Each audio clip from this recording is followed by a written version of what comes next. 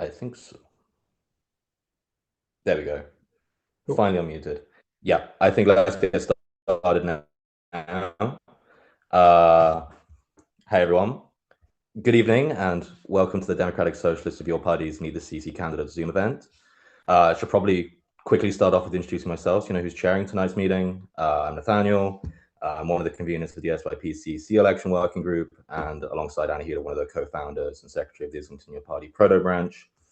I do need to add that I'm not running for the CEC, so no matter how good you think I've done at chairing this, please don't go looking for my name on your ballot, and instead look for any of the other candidates who are actually speaking here. With that little bit of housekeeping out of the way, let's sort of move on to the structure for tonight. So, joining us this evening to talk to you all about why they are standing for the party's Central Executive Committee, and their visions for the future of your party are 6 candidates that either DSYP or Eco-Socialist Horizon have put forward as part of the grassroots left slate.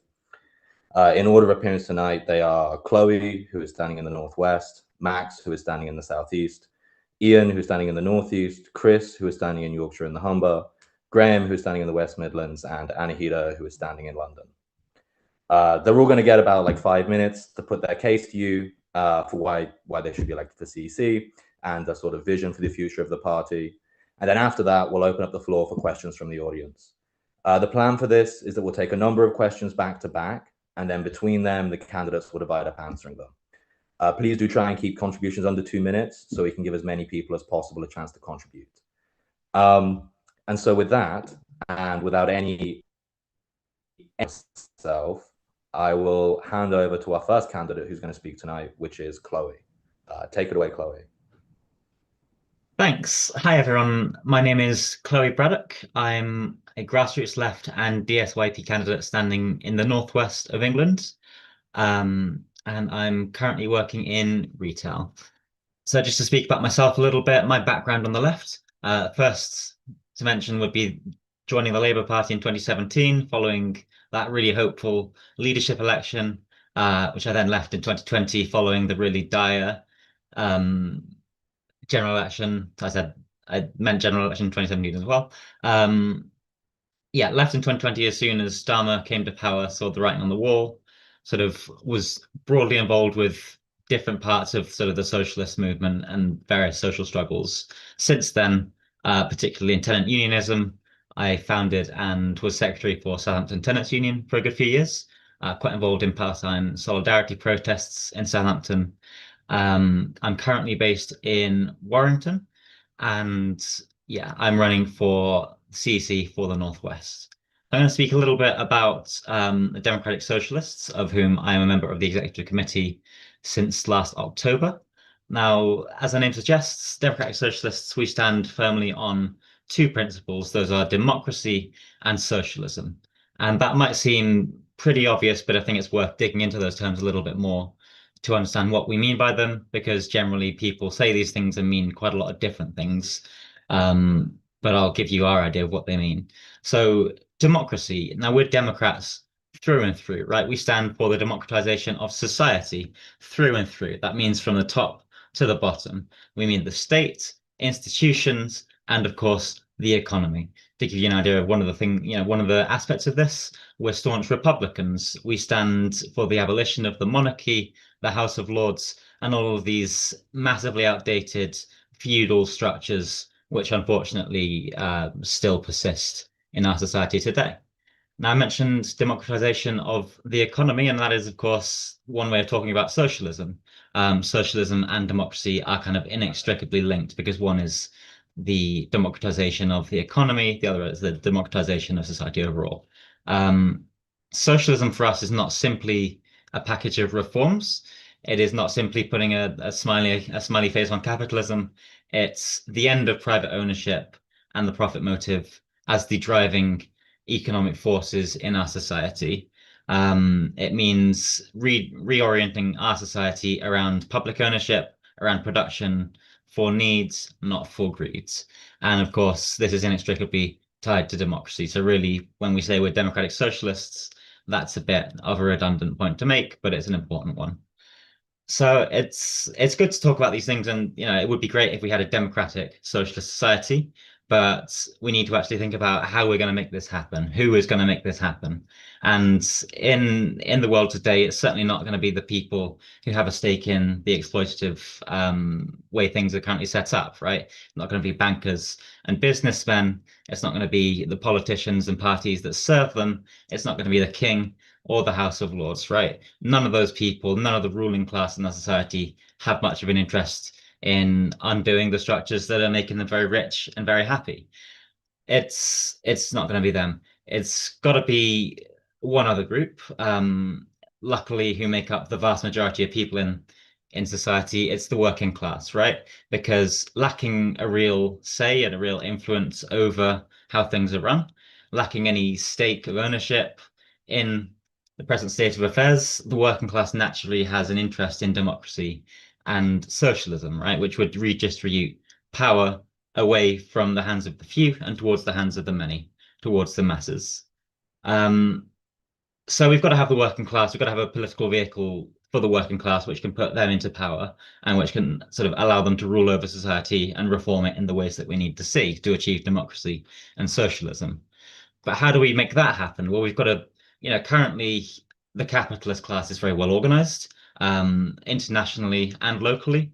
They're organized into governments, into pressure groups, into groups like the Davos Conference, and all these different things. So the ruling classes are very well organized. We've got to be well organized to put ourselves into power.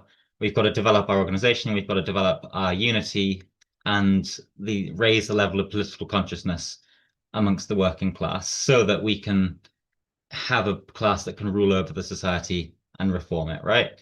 And essentially, we need a mass democratic party of the working class to achieve this. There's no other organization in society that can actually organize on the scale needed on a national level and unify all of the different struggles in which the working class is currently enmeshed behind, through a single political program that can unite millions of people and organize them into a force that can overturn the capitalist power in our society.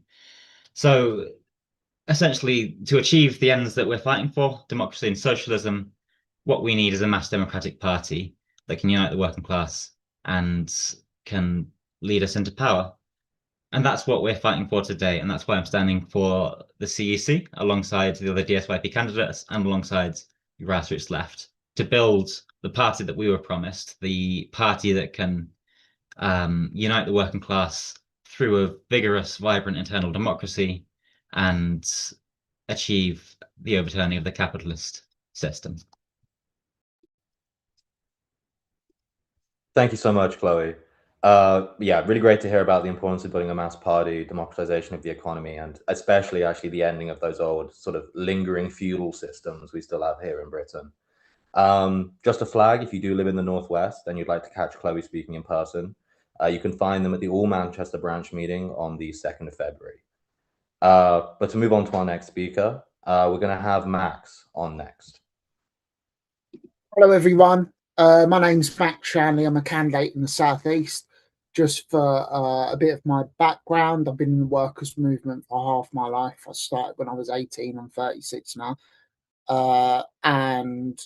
I came to socialism after coming up against the limits of industrial trade unionism, basically. I saw my workplace branch, which was highly organised and militant, be smashed by management, and that gave me a sense of questioning, trying to find out exactly why those limitations existed, and that's what brought me to socialism. And then I got involved in the Labour Party, like many of you. I was active on the Young Labour National Committee from 2013 to 2018, first as part of the left minority, and then from 2016 to 2018 as part of the left majority alongside Zara Sultana.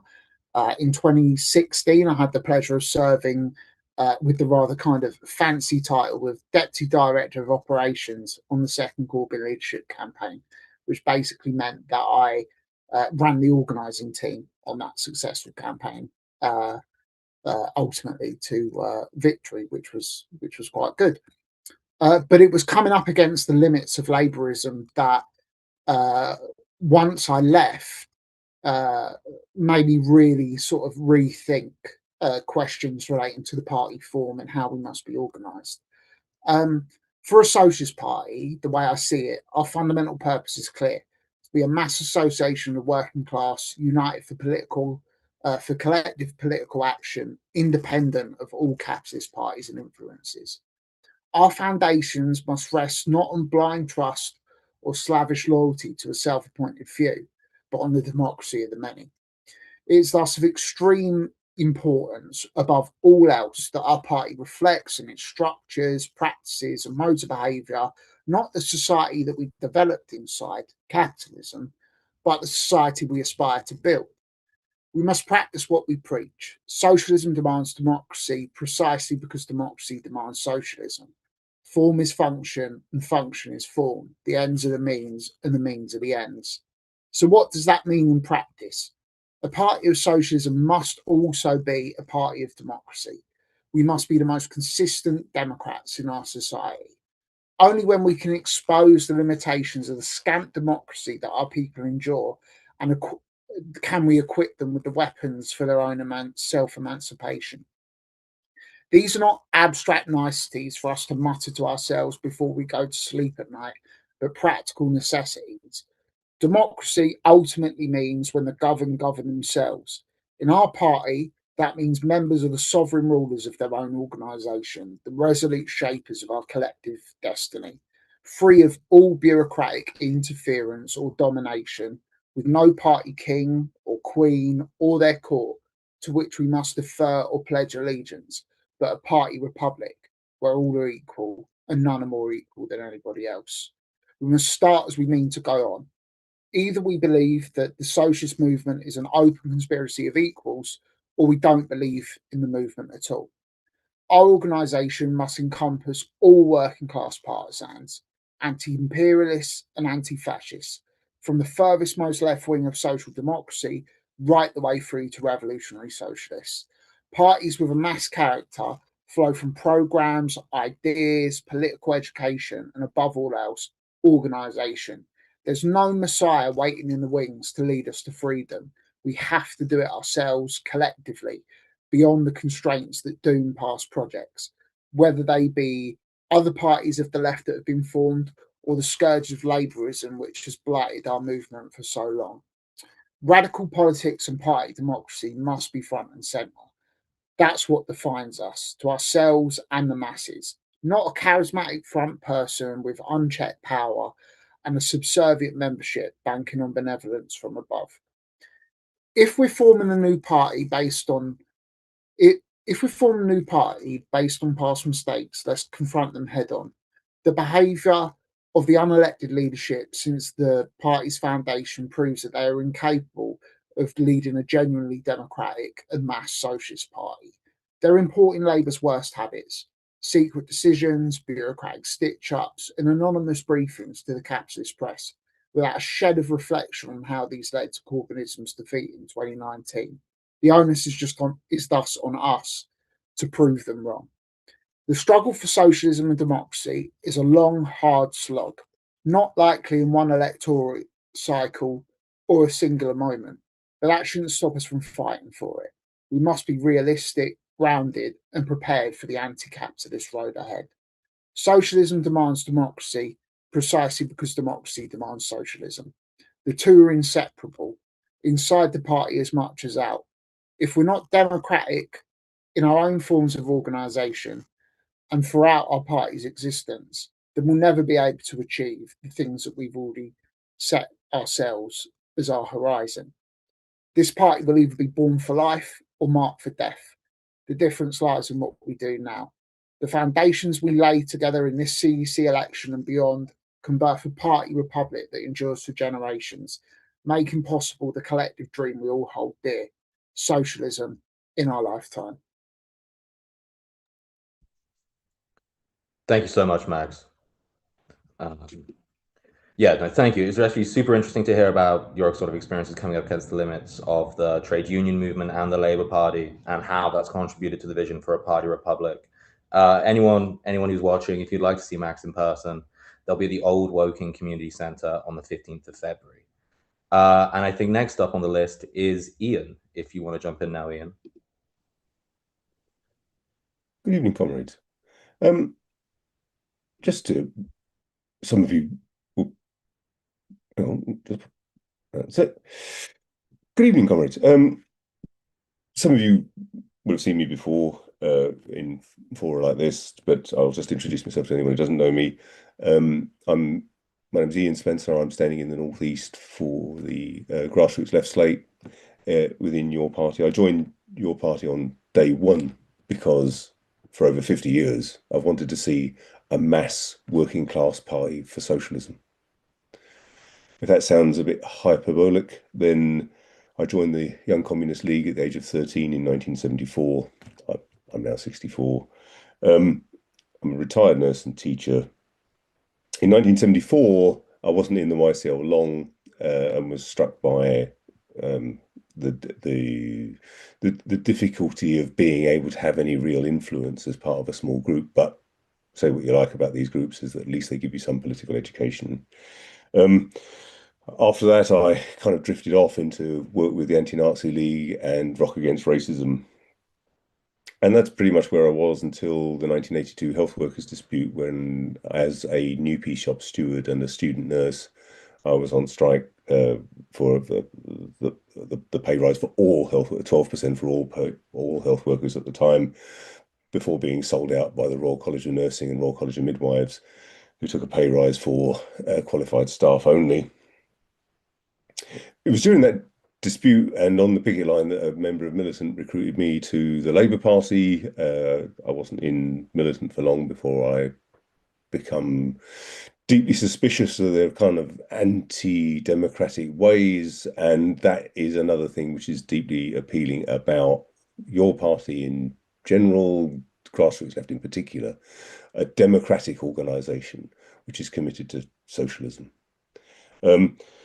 After that, I went to university at about the same time as the miners' strike and was active in that, and of course gained the experience of watching the betrayal of the miners by great sections of the trade union movement and indeed the Labour Party.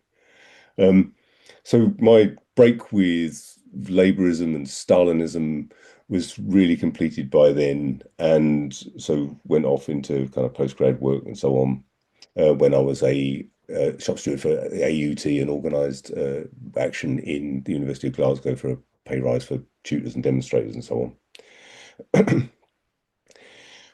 We are at an interesting time by any standards, in the sense of that Chinese curse. This is the first time since probably the civil rights movement and the mass movement against the Vietnam War that we've seen an international movement that is starting at least to recognize the horrors of capitalism. The USA is in decline as the world hegemon, and the cracks are appearing everywhere. And the fact that it can only now resort to violence is one of the signs of its weakness. That doesn't mean to say it's going to collapse immediately. It doesn't mean to say that revolution is just around the corner. It doesn't mean to say just one more push, or that we can just define it into being the way, for example, the Revolutionary Communist Party did, saying, well, just prepare for revolution in 5 to 10 years or whatever. It's the long, slow, patient, hard work of a mass working class party that will bring about fundamental change. And above all, it has to be internationalist. There is no possibility of socialism in one country. The idea that there is some kind of national road to socialism, such as espoused by the Morning Star and the Communist Party of Britain, is just absurd. We know what would happen. We know there will be capital flight. We know full well that an economy can be wrecked very, very quickly. There is a ruling class, and it really does rule. So from that point of view, it's vital that we act as a class. And that class is now coming into being for itself. And it needs an organizational leadership in the shape of a mass socialist party. One of my earliest political memories was the murder of Salvador Allende. And that, for me, said that you can't just simply as my subsequent reading of Marx said, take hold of the established machinery of the state and wield it for the workers' interests. You have to smash the state. And that's not just as a slogan, but it has to be a practical reality. The working class has to be organizing itself in its own sphere of influence right here, right now, to form a proto-state to take over. That brings me to the end of my 5 minutes, comrades, and I look forward to the questions. Thank you. Thanks so much, Ian. Always a fan of hearing about the Anti-Nazi League and sort of anyone's history in workplace organizing and actions. Completely agree that we're in a real interesting and also very worrying time right now. And it is definitely on us to sort of seize the potential and build a mass socialist, internationalist party that allows the working class to organize itself. For anyone who's interested, Ian will be at a demo outside Barclays Bank on Northumberland Street tomorrow, and you can catch them there, hopefully. Next up is Chris. If you want to join in now, Chris. Yeah, thanks very much. And thanks to all the comrades at DSYP for the invitation to join the excellent candidates this evening. It's been a great pleasure to work with them over recent months around the CEC elections and to share this slate with them, standing on this really, I think, wonderful platform that should be the basis of a genuinely democratic, socialist, anti-imperialist, and crucially, as Ian was saying, mass party. About me, I'm a member of a New York party group called Eco-Socialist Horizon. We kind of set this up. My background politically is in a kind of intersection of the climate movement, been involved in fossil fuel divestment, anti-fracking direct action, and I set up Labour for a Green New Deal in 2019, but also the socialist left. I was a Labour activist under Jeremy Corbyn's leadership. I've been a Unite the Union rep and workplace activist. I'm currently a casualised member of UCU and have recently been on strike. I'm currently locked out by the University of Sheffield's destructive and incompetent management.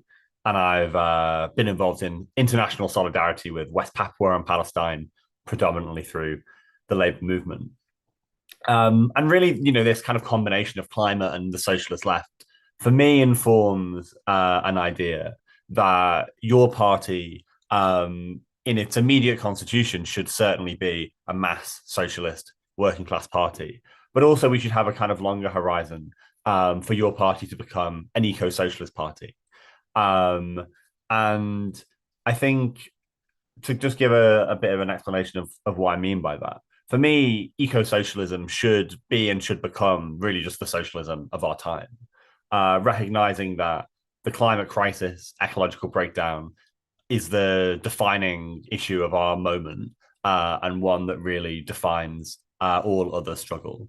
Eco-socialism as an idea locates the climate crisis within capitalism and within imperialism, and so really argues that building socialism, as is our kind of shared aim, is impossible without addressing climate and ecological crises, but also that addressing climate and ecological crises is impossible without socialist politics and organization, i.e. a party.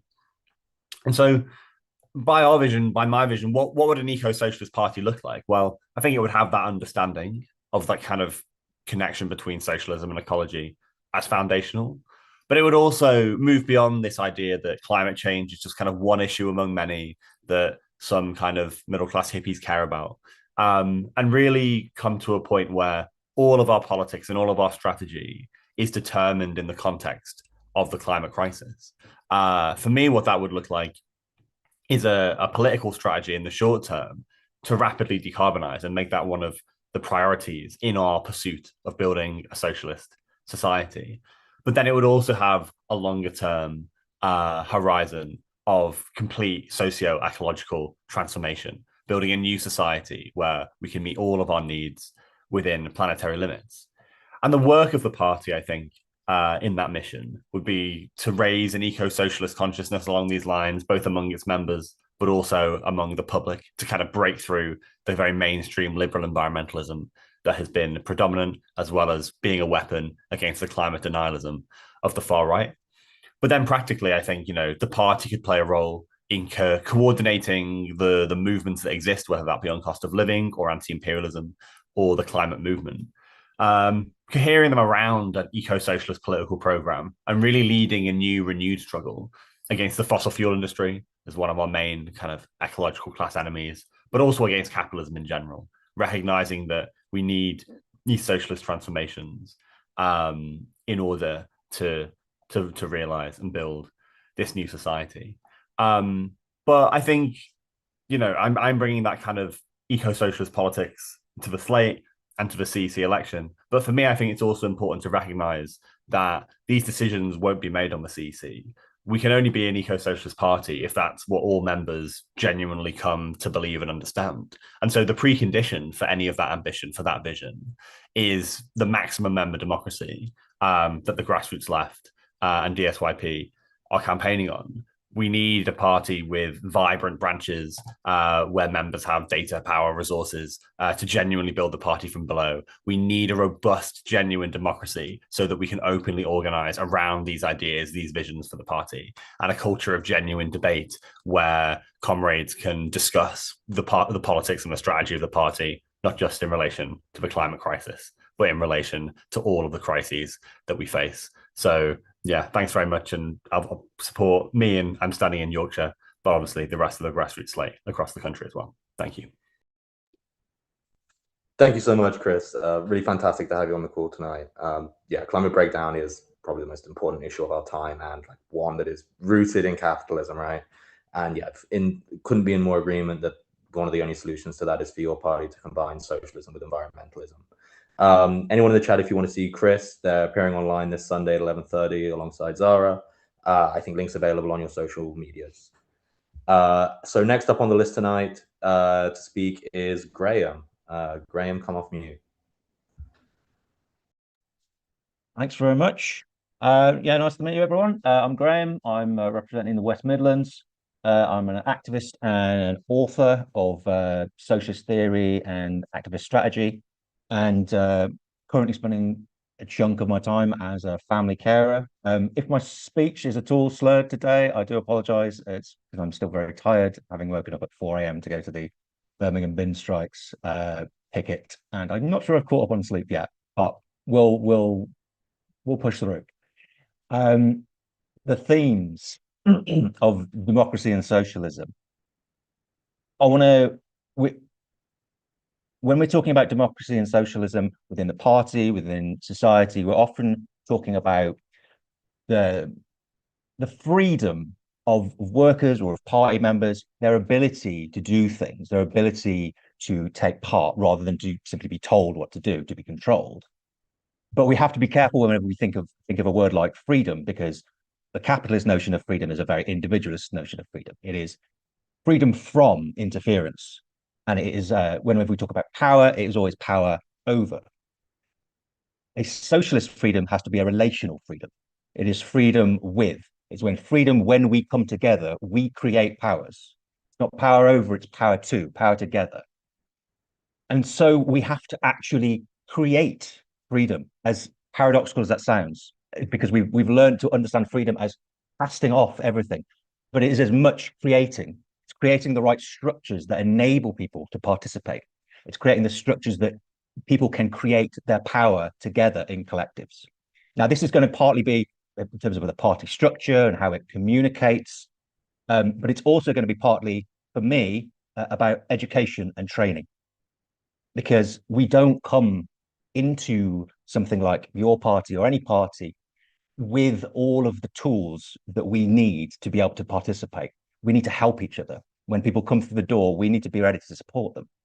And so I want your party to have a particular focus on really engaging new people and teaching them how to organize, teaching them how to create their own organizations, how to create community campaigns that are autonomous, as well as the important political education of how to analyze the systems that we're in and how to envisage future systems that we're pushing towards. All of these layers, both the practical and the theoretical, are things we need to guide people through. And that means, like I said, training organizers, but that also means we'll be developing leaders. I want to get onto the CEC in order that I don't have to be on the CEC anymore, because we have trained people to do exactly what we're doing. We put the structures in place, both to make the party work in a democratic and socialist way, but also the structures in place to bring people along with us and create the next generation of leaders and organizers. Now, a lot of this is bread and butter stuff that we just have to kind of bring together, that in different pockets of activism and different pockets of the workers' movement and community organizing people have been doing, and we need to collect it together. But some of it is unknown. We have to remember there's got to be a space for a little bit of experimentation. We cannot imagine we have all the answers. We might have a lot of them. We probably have a lot more than liberals think we do. But we cannot know exactly everything. And there needs to be a space where we are intentionally trying new things. And I have a whole range of ideas, and I'm not going to go into them here because I'll be here forever. But if you want to have a look at an essay I did for The World Transformed, I've got a couple in there on cybernetic socialism. Go and have a look for that. And so the education also has to be about the role of the party and the role of the left, not seeing necessarily the party as a single dominating force that controls everything, but the party as an articulator that brings together the different strands of the left, different strands of organization, and gives them some space to cohere, gives them some space to work together, to keep unity, but in diversity. And so we're thinking, again, it's interesting because Chris is talking about ecology in the sense of, global ecology in the sense of the environment, but I argue for what we call a movement ecology. We have to think in terms of the different parts of the left have all different functions, and a lot of them actually are necessary. They just don't work together very well, and the party can be the place where we bring them together and make them work well together. And lastly, this kind of goes into a bit more of a personal thing. I mean, I know this is all personal, but I don't think anyone's going to disagree from DSYP. I don't think, or the grassroots left slate, they might not be as focused on education, but I don't think they'll disagree. But I have personal emphases as well that aren't on the platform that I think are also, and we have to have these conversations that might be a little bit more difficult. For me, that education has to go a little bit beyond what we normally think of as political. In the DSYP points of unity, points 2 and 3 are that we are an internationalist party. We want your party to be internationalist, and we want to fight for the liberation of the exploited and oppressed everywhere, worldwide. But the question that I've been very interested in the last few years is, well, how do we do that when, for example, 80% of the world is religious? If we don't find some way of the left being able to have these kind of conversations, to understand religious people, to understand the effect of religion, how it is actually expressed in real life, then it's going to struggle to do that kind of international work. But that doesn't mean, as some of the left has done and continues to do, pandering to socially conservative elements in certain communities. I'm having conversations right now with Muslim, socialist, progressive comrades who are infuriated by how they are being plugged into a single homogenous block, how they're infuriated with how Muslims are being spoken of as a single monolith with one perspective. And I think we need to have these conversations, but in a way that requires education. Again, so it's education in how to organize, education, how to understand capitalism, but we have to educate about whole loads of other stuff that we don't realize, we don't understand, and actually is really important. This isn't abstract. As well as the YP, we've got what's happening in Iran, what's happening in Palestine and in Israel, what's happening even in Venezuela. We can't really understand the South American pink tide without understanding the role of liberation theology and the role of Catholicism. So I'm just going to leave that little bomb in there. You probably weren't expected to have someone then ranting about religion and socialism, but that's it. I think education. I'm sorry for the Blairite quote at the end there. Thanks, Graham. Excellent. I think we can maybe all forgive you for the Blairite reference. Yeah, but you put the importance of party democracy, the sort of structures and resources needed to enable that, and the goal of how this party should be to bring up new organizers and leaders through education. I think much better than I probably could have if I'd been up since 4 a.m. on a picket line. If you want to catch Graham in person, they're going to be at the Birmingham Assembly at Aston University on the 4th, which I think details are to be confirmed and made public of shortly. So for our final speaker to come on, we have Anahita. Hi, everyone, and thanks for joining our Democratic Socialists of Your Party call. I'm very excited to be here. I'm Anahita, and I'm the co-founder and chair of the Islington Your Party Proto Branch, and I've been a dedicated anti-fascist and anti-genocide and anti-imperialist activist. And I'm standing in London alongside the fantastic Mel Mollings on the grassroots left slate. Your party, we keep hearing, is this once in a generation opportunity for us to build a party that is explicitly socialist and which actually can represent a real alternative to capitalism. But we've got to be ambitious with this. This is something that we haven't seen in this country for a very long time, and it doesn't help watering down what we want to talk about. But if we want this to be successful, we've got to create those foundations which other comrades have been talking about. And we've got to make sure that we're an activist, grassroots-led, and a truly democratic party, which at its core wants to be embedded in our communities, and it wants to fight for the needs of the working class. And that means at all times, and it just doesn't mean when it just comes to elections. I've been involved in setting up the Your Party Islington Proto Branch, and we've been very active in trying to bring this vision and implement it on the ground. Despite, like many other proto branches in the country, a complete lack of data or any support from the centre, it's been really overwhelming to see how successful the branch has been and how much it's grown. We're over 100 people in our community, and we often bring out different groups and organize blocks for protesters, for supporting the hunger strikers of Palestine, turning up at the picket line. We're running a mass listening campaign at the moment in Islington, so we can better understand how we can serve the needs of our community, understand what is the things that are most important to them. And we've also got a cultural program of talks, book clubs, and screenings. And I want to echo Graham's fantastic points about the importance of political education. The excellent kind of grassroots organizing that we've been seeing happening at these proto branches around the country is where the real promise of this party is going to lie. And I'm going to talk a bit about branches because I'm very passionate about it. This week, I've had the privilege of visiting the Croydon proto branch of my running mate Mel, and the first ever proto branch meeting in Kensington, which was really exciting to go to and be able to speak at. It was a genuinely energizing experience to see how all these other proto branches operate. And to be able to learn from them, I picked up a lot of notes of what things we should do back in Islington, and to see how they organize and what issues are most important to them. And a lot of these issues we see are kind of echoed and unified across the branches. They were discussing local elections, they were discussing vital community campaigns, and ultimately they were discussing how can they best support each other and those most in need. And it's a beautiful thing going to a proto branch meeting where you see people who don't necessarily always know each other, get to know each other over a course of time, and build those deep community roots that we need, and fight the kind of isolation that a lot of people feel. But yeah, I was very excited to see the proto branch in Kensington, especially, which is an area which really represents a microcosm of the issues that we're facing nationwide.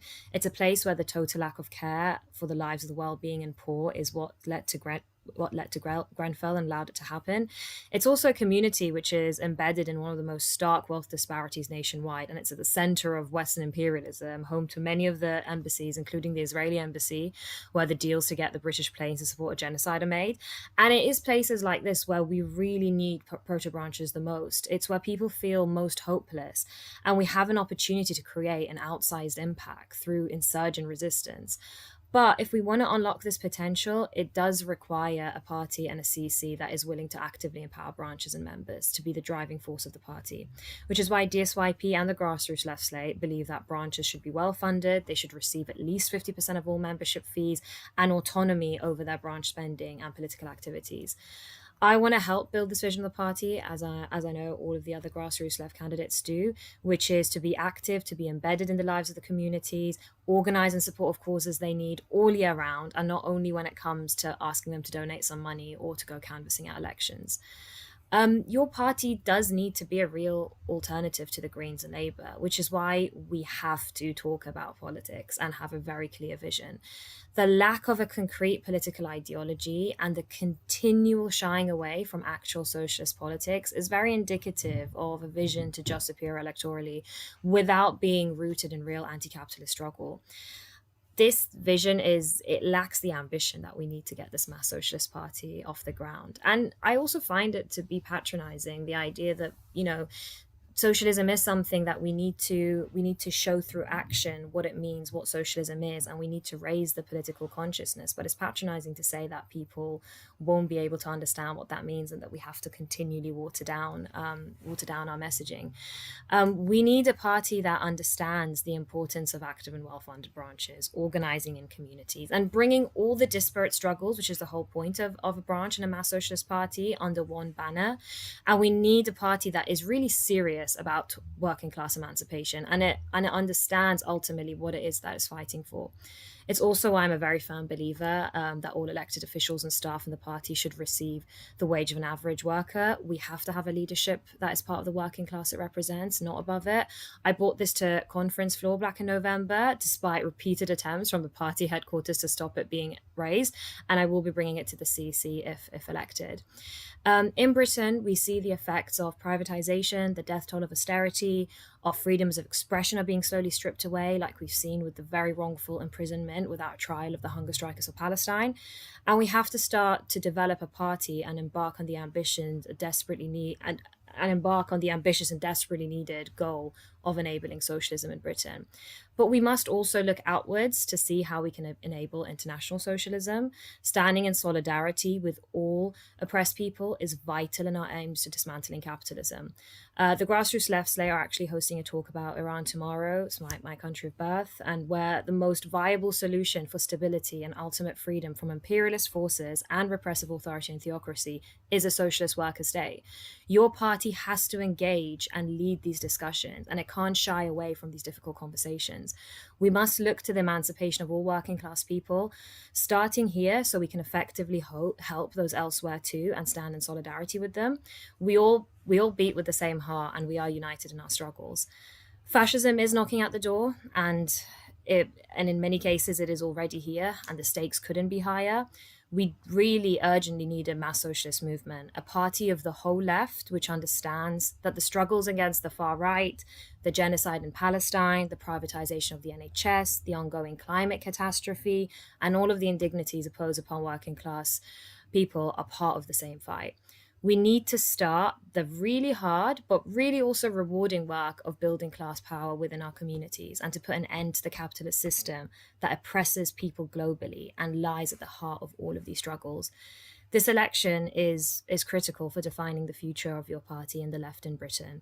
And it isn't about personalities, but it's about a really core ideological difference at the heart of this party. Do we want to create a truly member-led, grassroots-led, and democratically run party, or do we want a top-down imposition of Labour 2.0, which will ultimately be unable to ever bring about the systemic changes that we so desperately need? I'm confident that those of us in the Democratic Socialists, along with the wider grassroots left slate, will be able to achieve this and turn this party into what was promised to the 800,000 of us who signed up initially.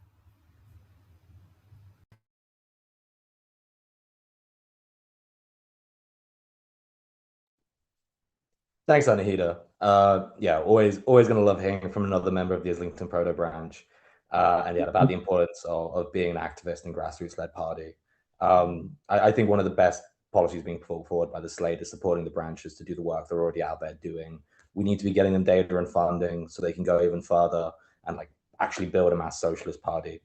And a mass party should be an engine of solidarity, right? Bringing all the disparate struggles of the working class together and understanding that they have the same cause, which is capitalism. If you want to see Anahita again, you can join us in person at the National Demo for Palestine. We're meeting from 11:30 at the corner of Russell Square and Bedford Way.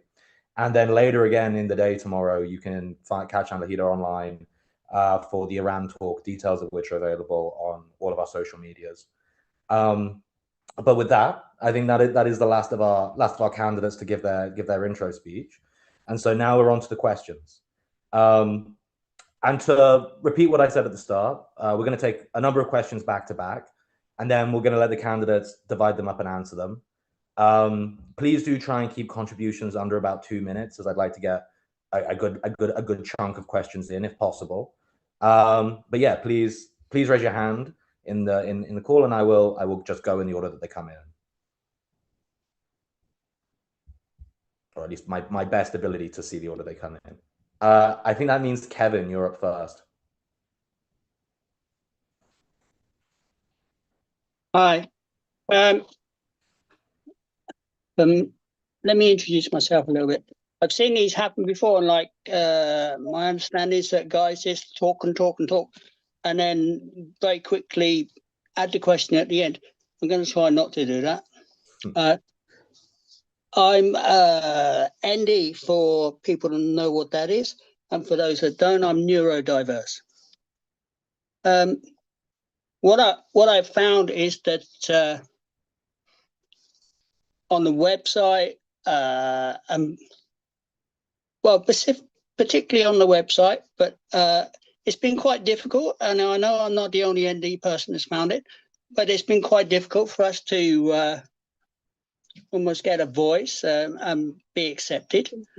The difficulty is that we have communication issues, and we don't always speak as neurotypical people do. And sometimes that can be found to be the way that we speak can be found offensive or aggressive.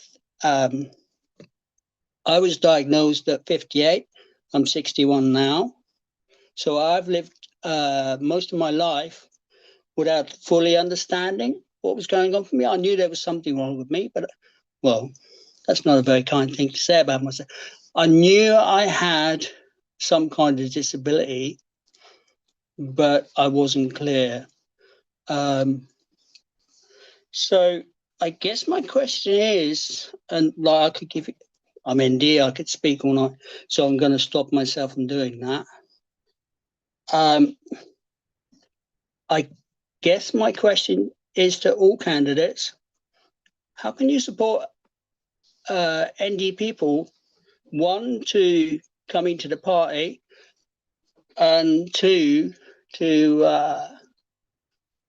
become more accepted within society? I mean, just to give you some idea there, I've got a few facts here that so neurodiverse sort of population is between 10 and 20% of the population. So approximately 25% of prisoners in England and Wales thought to be to meet the diagnostic criteria of ADHD, which is what I have. 50% of the prison population was found to be dyslexic. For younger people, it's even worse. Research suggests that up to 90% of children in custody may have a communication disorder, and at least 15% were considered to be autistic. So that's my understanding of the high representation for ND people in the criminal justice system.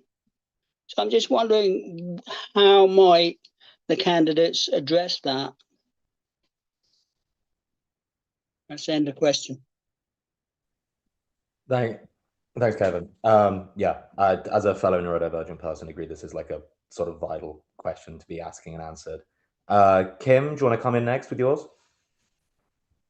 Hello, also a fellow ND person, disabled, queer. Yeah, for people that don't know me, I'm Kim Taylor, co-founder for Your Party Disability, Your Party LGBTQIA+. I did also stand as an independent, unfortunately didn't get over the line, but just here to say that I'm in full support for Graham and I hope they get through. I will try and stick to the 2 minutes. I did like a little script on my phone because I have a tendency of rambling if I don't. So my question was inspired by Graham's contribution. The mention of international socialism, if I heard it right, made me very happy because I truly believe no matter where in the globe we are, we should all be united as we're all being targeted by the very capitalist system we currently live in. My question is, how would comrades navigate the process of allowing international comrades, including those in Ireland/Northern Ireland, as previous candidate mentioned about motions trying to get through conference? I know there was a couple of Irish comrades that tried to get their motions through, but it didn't pass through. But yeah, anyway, the right us English comrades having vote in and having a voice within your party, how can we get international comrades to have the same? Because after all, this should be a party for all of us who are oppressed. And yeah, good luck to Graham, and hopefully I'll see you up past and on the 4th. Thank you, Kim. Robert, I think you're next.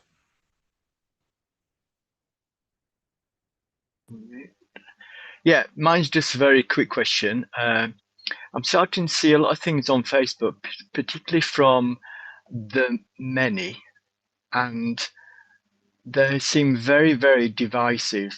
And I just wondered what's going to happen if we don't get the grassroots left on the CEC and we get quite a few of the your many candidates, because that does worry me. Thanks, Robert. Maher?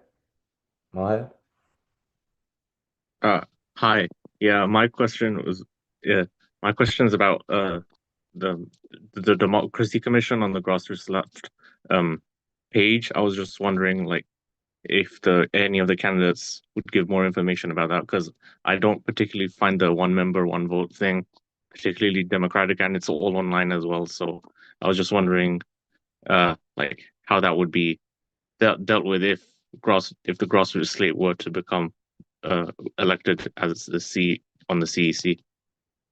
Just like the nature of the commission and like what the CEC members, what the members on the grassroots slate think of the current system, and if they have any personal like opinions on it, or that kind of thing. Thank you so much. I don't see any other hands up, so I'm gonna put out a call right now that if you have something to put to the candidates to throw it up there. Darren? Hi, I have a question for everyone, and in particular Anahita, because she mentioned the 800,000 people we had interest from in the beginning. And the question is as follows. Don't you think we actually lost a lot of the interest from these 800,000 people from the member of the Grass Left slate through opening the fake portal, calling Jeremy part of a sexist boys club and not attending the first day of conference?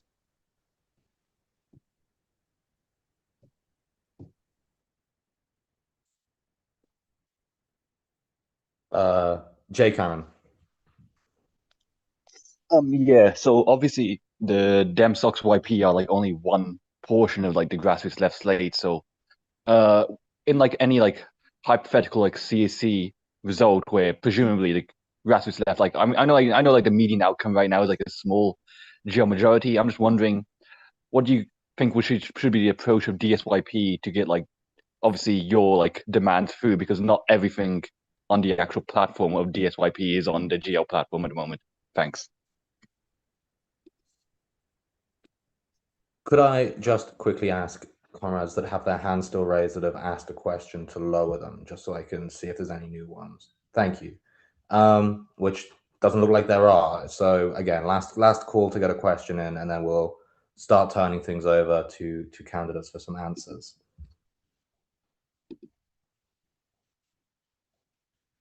Okay. Sorry. Okay, perfect. All right. With that, then, as they have so usefully claimed in the chat that they're going to cover one of the questions directly. Max, would you like to come in on the Democracy Commission question? Yeah, I'm more than happy to talk about the Democracy Commission. So the idea of the Democracy Commission is to finish off the job of founding the party. If you look at the Constitution at present, it's extremely threadbare. is actually quite an undemocratic constitution. I'll give you an example. To found a local party, you need 20% of all members in that area to attend the founding party meeting, which is just too high. That's never going to happen. The way in which the constitution works favours bureaucratic elements in the party rather than democratic elements. The whole role of the Democracy Commission is to democratise the party, because if you don't democratise the party, you don't stand a chance of democratising the state. And if you can't democratise the state, you can't democratise the economy.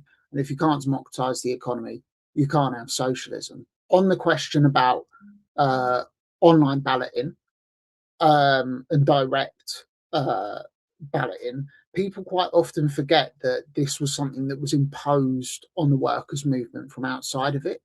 You know, we have a strong history of delegate democracy where you have one member, one vote still at a local level, and then you elect delegates to represent you at a party conference, and then that party conference elects the leadership of the party. That's the traditional method. Direct balloting was introduced by the right wing of the workers' movement because they distrusted the activist layer. You saw this in the Labour Party. It was the policy of the Gang of Four against the Bennites in the early 1980s. It was the policy of Margaret Thatcher, bringing it into the trade union movement so as to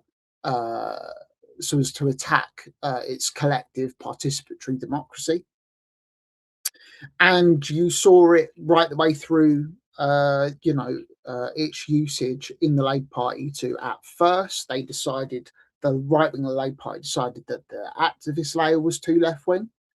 So they decided to open up direct balloting to the members as a whole because they thought they were just as right wing as they were, if not more so. Then they decided that the membership was too left wing, so they needed to open it up to the public. Then they found out that the public was more left wing than them. And now they want to go back to just MPs deciding everything. It doesn't come from a position of political principle or from a good faith position whatsoever. It comes from a place of distrust and is anti collective participatory politics, basically. I do think the way in which particularly the party has used online balloting is somewhat questionable, because you can join the party, but you don't necessarily get a vote, even though you're entitled to one. You have to go through a verification process. If you don't live within the island of Britain, you can't get verified. So there's thousands of party members, which kind of goes back to what Kim was saying about the need for us to be thoroughly internationalist. If you don't live within the confines of the British state, you have no way of verifying yourself. So you're denied your rights. And we need to fix that. And that's one of the things that the Democracy Commission will have to focus upon.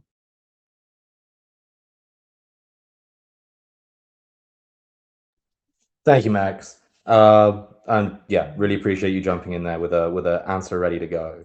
For the rest, I'm just going to go through the candidates in the same order that they spoke in, and yeah, let them respond to whichever questions they've agreed between themselves to respond to. So, Chloe, I think that means you'd be up next. Yeah, of course, and I'll speak a little bit about number 2 on sort of internationalism and then how our party interacts with the international working class. For me, particularly with comrades in Ireland, my position, and I think it's the broad consensus amongst the socialist movement in Britain, is that it's not the place of British socialists and our organisations to be organising on the island of Ireland. There are, of course, a small number of comrades in the north of Ireland who feel that your party should organise there, but I believe it's the consensus amongst the vast majority of our movement on this island and in Ireland that the involvement of British, the idea that British politics and Irish politics should have that sort of relationship, that British organisations should organise on the island of Ireland, is a vestige of colonialism, and it's not something that our party should support. What we should do is seek to build alliances and relationships with the organizations of our class all around the world, most especially in our nearest neighbors, including Ireland, France, Germany, parties like LFI, like the left in Germany, and the Belgian Workers' Party, another great example. We need to be building strong relationships with these organizations and vice versa, encouraging them to come over and get involved with us as well. For instance, the speech by the Belgian Workers' Party representative at the World Transformed last November or October it was very energizing, and that kind of sending people over to represent our organization at conferences of other parties and vice versa, sharing our experiences in politics at both like the grassroots level and at the highest level, comparing notes between the situations in our different countries, how we can support each other, and eventually when we're getting close to the point of being in power, or where we've got power in one country and not in another, supporting one another from that position to advance the cause of the workers' movement globally. This doesn't mean that we need to have a single party that organizes everywhere, like international sort of communist parties and things like this. But it means that we need to have parties in each sort of country that that work together very closely. And in the case of Scotland and Wales, I think it is important to respect the self-determination of comrades in those nations, and that's why we support the parties being set up independently in those nations and deciding for themselves how they relate to the broader Your Party project. Thank you so much, Chloe. I'm going to go to Ian next to respond to questions. Thank you. I'm particularly keen to answer the questions around neurodivergence, neurodiversity. As you probably know, I've been a nurse for nearly 50 years. I trained as a mental health nurse and as a general nurse. Now, I don't regard, obviously, neurodiversity as a medical issue, and that's just the point. But it is about the question of understanding, and it is a question also about the way in which people are treated. Just to put some flesh on the bones, I also worked in prisons as a nurse and worked in a unit for people with severe and enduring mental disorders, many of whom self-harmed and so on. The point I'm making, though, is the lack of knowledge, the lack of understanding, the failure to even take cognizance of the solid evidence of the importance of neurodiversity. In terms of practical things that we could do, we could actively encourage a neurodiversity caucus within your party. I think that would be an important way of engaging comrades. I think I would be the first to admit that I have a terrible tendency to lapse into political jargon. I've spent years on the left, and so it tends to fairly deeply ingrained, of which I apologise, but stuff should be produced in plain English, and it should be anyway, never mind neurodiversity. But let me give you just an example. And again, I'm not using this to suggest this is some kind of generalizable feature of everybody with who is neurologically diverse. Bessel van der Kolk wrote a very good little book called The Body Keeps the Score, and in it he showed the way in which there is this complex interrelationship between environment and neurology, and we can look further. People like Fallon, what was his name? First, I've forgotten his first name. Can show how, for example, it can have things like trauma can have a direct impact upon the neurological substrate of a person, and it's something that's also true, for example, with my fairly extensive care of people with personality disorders. A horribly stigmatized area, and one in which people simply fail to understand what has gone on there neurologically. Another person who's well worth reading on this subject is Robert Sapolsky. What I would argue for within the context of a practicality within that's the very one. The practicality of the work of your party must be to properly fund and expand the care of people with neurodiversity. I don't mean as a medical issue, but as a question of a question of addressing the social inequalities that come with it. Just to take County Durham, for example, now has almost no specialist services for people with personality disorders. And there is very little account taken in the kind of wider workplace of neurodiversity. And so from that point of view, I mean, the obvious things we can do in terms of clear communication, in terms of pre-conference organization, to take account of difficulties people might face and make proper adjustments. It's something I feel strongly about professionally and politically. I appreciate there is always a danger of going down the medicalizing route.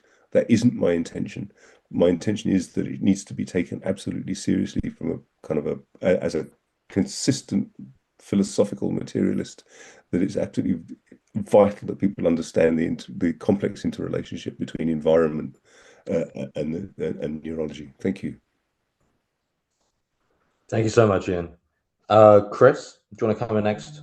Yeah, of course. Yeah, and I'm very happy to answer questions both on the question of whether if the many slate do well, and then also Zara's like responsibility for where we're at. I think on the I guess I contest the premise of the question. I don't think the many slate will win decisively. I think the grassroots left slate has got an awful lot of support. Our ideas are very popular and representative of members. That doesn't mean we should rest on our laurels. I think we all need to, those of us who support that platform, need to put the work in to getting out the vote from next week when it opens. But I think it's not a ridiculous question, so it's worth like working through.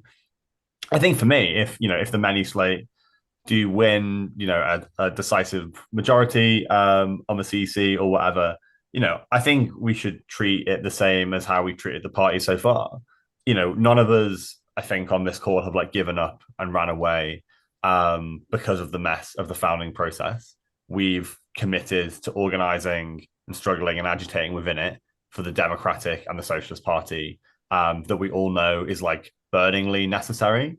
And so I would, I certainly believe that if, say, this slate is a minority on the CEC, then we'll organize on the CEC and we'll use debate and we'll make our arguments, and we'll make the case for the platform that we're standing on. But I think most importantly, whatever the composition of the CEC, I think actually the winning the elements of the platform that we're all standing on will also have to come from below.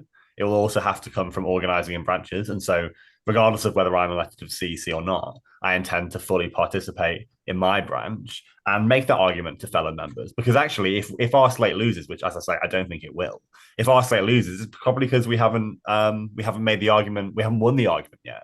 And so if it means taking a longer period of time over which to make that argument, to win that argument, then I think that's absolutely what we should all do, because I don't think it would be obvious that the party ceases to be a vehicle through which to organize. We should advocate for a socialist politics and a democratic party through the structures that we do have.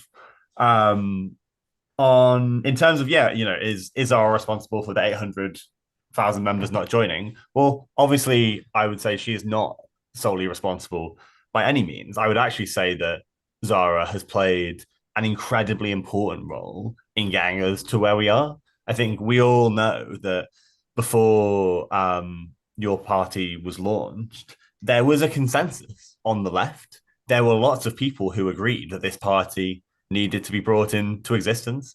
It's quite clear to me that many of the actions that Zara has taken actually contributed to breaking that deadlock that existed, and to getting to this point where we could all get involved in a party and begin to organize around it, and actually make this progress. I think it's also fair to say that Jeremy Corbyn has also made an important contribution to that as well. And his leadership, not just right now, but over the years previously on the left, was a massive reason why those 800,000 people were energized in the first place. And I think that's why the grassroots left slate is recommending that people vote for him as well. But it's also, I think, worth being honest that, yeah, mistakes have certainly been made. I think Zara's made mistakes and she's apologized for her role in them. I think Jeremy and the people around him have absolutely made mistakes. I don't think I've heard an apology. Apologies if I'm wrong on that one.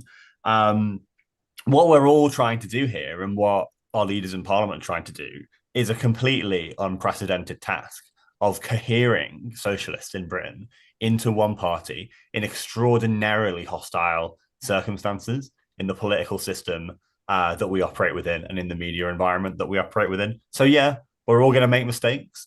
And for me, I don't think it's productive. I don't think it's productive to blame any one individual. I think we should all have an analysis of what's gone wrong so far, be circumspect about that, and use that analysis to do our best on the CEC to work together to make this party happen. Thank you so much, Chris. Graham, it's your opportunity now to come in on any of the questions. Okay. I think although we've already had a contribution on both of them, on neurodiversity and on that last question of Zara's role, etc., I got a few extra points I want to add. On neurodivergence, fully support everything that Ian was saying. Just to sort of add to that, I think, well, for one thing, the grassroots left slate. Now, of course, I'm not going to out anybody's anyone's sort of medical conditions, and again, I agree with Ian that framing them as medical is not really the way we want to go. But nonetheless, I do know that we have a high percentage of disabled people in general on the slate, to the extent that it's at parity with the national average, which is actually a lot higher than I think most non-disabled people realize. Roughly around, I believe, 1 in 4 people qualifies as disabled.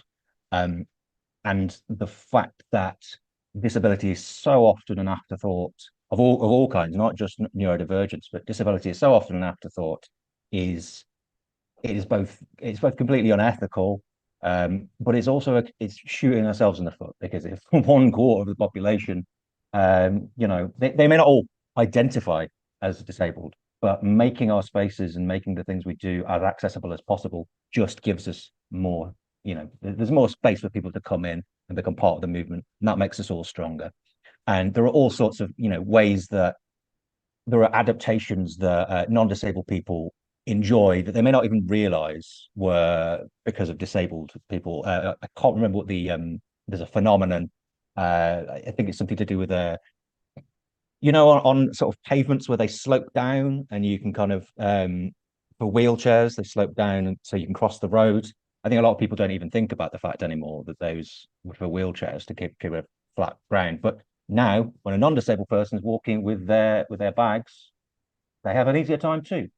And accessibility tools are like this. They're not just they are at first primarily about helping people to come in, but you can create accessibility that actually helps everyone as well. We don't want to think of we need to think of ways of integrating it, and just thinking of disabled people as an important part of the movement. But also, I'm along with, it's not part of the GL program as far as I remember, but I'm very keen on the idea of the CEC establishing an accessibility commission as a matter of priority, because for all those reasons, we need to make your party as accessible as possible. The conference, a lot of people complained about various issues with accessibility in the conference, whether it's physical accessibility of, I believe the venue was disabled. Correct me if I'm wrong, I wasn't there. I believe the venue was sort of wheelchair accessible, but there was no accessible accommodation within distance, so it was kind of moot. And so quite a number of people just weren't able to come, even though they got petitioned. But also things like having quiet rest spaces for autistic people. I'm neurodivergent myself, and I would benefit from that.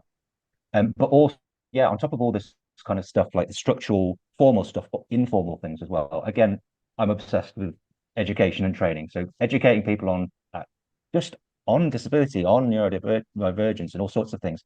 I have a memory of I think the World Transformed back in it was probably 2017 in Liverpool, and I was in a assembly kind of format, and I was speaking, and now I was having a terrible day, and this was also I was in a much worse place mentally back then. We're talking, it's nearly a decade ago. And I was speaking. It was my turn to contribute, and I wasn't looking. I was looking downwards because eye contact is very difficult when I'm, having an episode. And an older comrade, well-meaningly, said, "You should look people in the eye. They'll take you more seriously." And I snapped it, and I said, I looked him in the eye. I said, "I can't look you in the eye, even though I'm doing that now because I'm autistic. Thank you."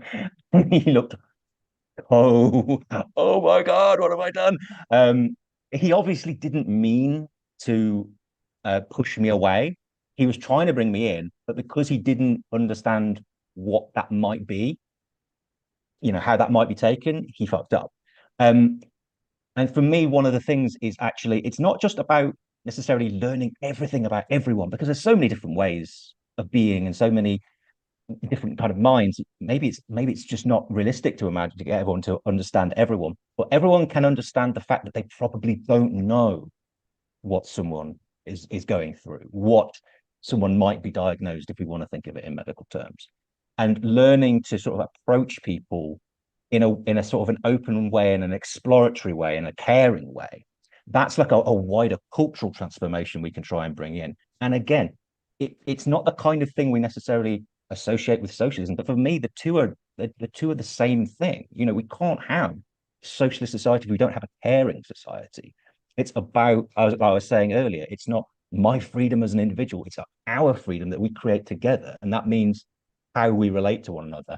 And like I said, so many people are disabled, so we need to be to learn how to relate to other members of the class. Right, I've rambled too much on disability, so I'll try and be as quick as possible on the other point. On Zara, do I think she was responsible? No. She did important stuff, yeah, as Comrade has said. But I actually want to go a little bit on the other direction. The idea that one side was perfect and the other side was behaved unconscionably that's not a serious analysis. It's just clearly not. Like, if you come at it with any even attempt at objectivity, you can see that both sides did stupid stuff and they were right to apologize. I believe Jeremy did apologize to an extent. I think he said he was sorry for the confusion, which sort of is that apology? I don't know. But Zara multiple times was very clear. I am sorry for my role in this mess. She was very clear about that. She fucked up. She made mistakes, but she apologized and she tried to move beyond it. And she's tried to bring the other side in. Endorsing Jeremy on our slate is part of that, which is an olive branch that hasn't been extended to the GL slate. All of that makes me trust her more, not less, because I trust people who have the ability to reflect and adapt. That to me is the sign of a great leader and a good person, not the sign of someone that we can't trust. The very opposite. So if we have criticisms of the grassroots left or of the many, let's make them on the basis of our program, on the basis of our candidates. Returning to things 6 months ago that most of us had no role in is irrelevant. It reeks of not having a political argument against us, and it keeps on being brought up. And the more it's being brought up, the more confident we get, because we're waiting for some political arguments and we're not getting them yet. So yeah, I'm not a Zara cultist. I'm not a Zara loyalist. I met her for the first time 2 weeks into the campaign. This is about the fact we all share political principles and a political program. Everything that we've agreed together on the slate, we share that openly. Like, we haven't agreed on anything that you can't see on the website. Go and read the program. That's everything that the slate has agreed to run on, which I believe I've heard from multiple people, can't actually be said of the many, who have, again, I don't know this firsthand, but I've been told that they've been asked to agree to opposing dual membership in order to be a part of the slate, and they haven't been transparent about that on their program. So I'll leave it there. Thank you so much, Graham. And finally, Anahita, if you'd like to come in now on the questions. Yeah, thank you for the questions, and I'll answer the question directly put to me about the 800,000 members and whether we think that the interest is lower, and also about Zara. Yes, I think interest is lower than the beginning because this party hasn't gotten off to the best start, and that's why it's really important that these elections, we make sure we get candidates through who are actually looking to unify the party, who are actually looking to build the party that we need, because that interest is still there. That came from the material conditions that we live in. Fascism is here. The cost of living goes up every day. People do not have dignified access to housing. We see what is happening in the world, and this is a right moment, and that is why 800,000 people were interested. So I think that interest is there. If not, it will only increase. And if we actually have a mass socialist movement that can bring those people in, then we have a lot of power, because we know that a lot of people are interested. And so it is important that we actually do get this party going. I would like to emphasize that this isn't Zara's slate. This is a grassroots left slate. The slate endorses both Jeremy and Zara, but it's only Zara who seems to want to look beyond any previous issues in the party and seek unity, while Jeremy did not want to be on this grassroots left slate. Jeremy and Zara will both basically be on the CEC no matter what happens, most likely, seeing how the voting and endorsements have gone. And we need a slate that is willing to work with both of them and seek unity on the CEC. We want to do that, but the many have continued in their factional struggle. And we have to seek that unity on the CEC so we can attract back from those 800,000 people who might have been dismayed and that we have lost to the Greens and to other places, which is something that the many doesn't seem willing to do because of the clear suspicion they have, and as other comrades have put, a lack of an actual political ideology.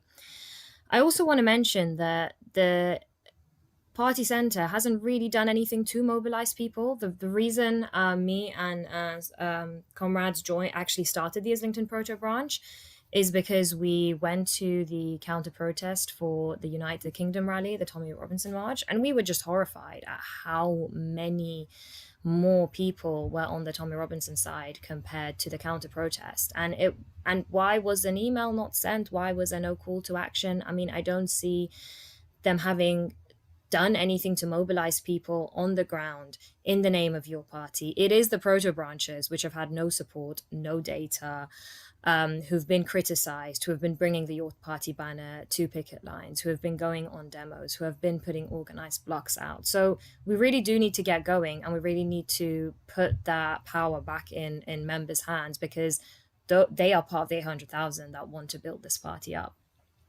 The many often talk about uniting us, bringing us back on track, but I really want to ask who brought us off track in the first place. Because it wasn't activists, it wasn't people who have done nothing but day and night try to build this party, try to build proto branches. I was a facilitator at both the North and East London facilities, and I can tell you that from being involved in this party from the beginning, it's been a shambles. And it often seems like it's not just incompetence. There seems to be a desire to undermine democratic processes. The assemblies were a complete feedback black box. We don't really know where the feedback from them went. It was ignored. It's never been really published or used. The kind of roadmap amendments and online motion submissions for conference in November were announced at the last minutes with very unclear procedure.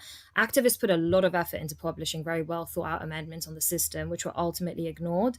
Amendments were ruled out of order based on silly technicalities with unclear and non-existent procedures. One of these examples is the amendment that I brought to stage in conference on the workers' wage, which was tabled in standing orders, and it immediately became one of the most popular motions, but it was very quickly ruled out of order because of a typo. And other motions that raised similar proposals were rejected because they were duplicates or of the rejected workers' wage motion. We had no agenda until the day of the conference, and sortition members were told 10 days before that they had to go. We as a branch actually fundraised the generosity of people to get people accommodation and lifts to go up to conference, and this was quite disruptive to people's lives. The structure of conference prevented real debate. There were hostile chairs, many of who are standing on the many slate, who allowed filibustering on irrelevant points while shutting down speakers, and not to mention cutting off the live stream when anyone spoke out against them.